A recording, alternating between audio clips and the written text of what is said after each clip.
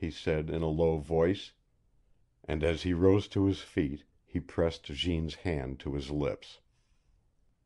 The old room was as he had left it weeks before.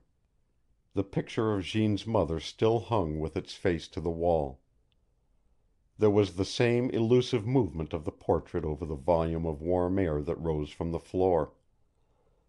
In this room he seemed to breathe again the presence of a warm spirit of life, as he had felt it on the first night, a spirit that seemed to him to be a part of Jeanne herself, and he thought of the last words of the wife and mother, of her promise to remain always near those whom she loved, to regain after death the companionship which she could never hope for in life.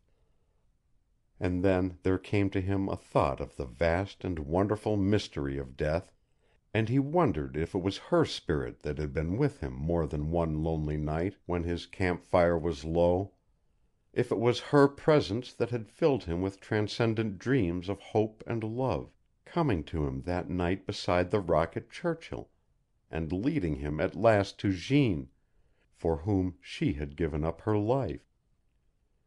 He heard again the rising of the wind outside and the beating of the storm against the window, and he went softly to see if his vision could penetrate into the white twisting gloom beyond the glass. For many minutes he stood, seeing nothing. And then he heard a sound, and turned to see Jeanne and her father standing in the door. Glory was in the face of the master of Fort o' God. He seemed not to see Philip. He seemed to see nothing but the picture that was turned against the wall.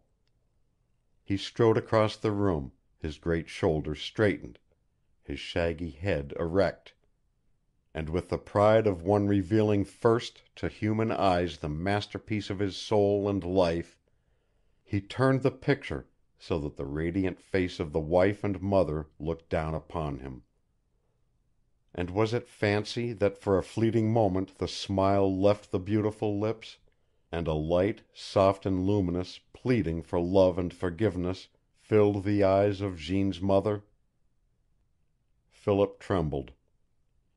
Jeanne came across to him silently and crept into his arms.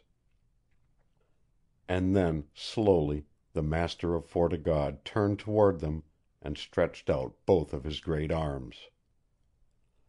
"My children!" he said. End of chapter 24.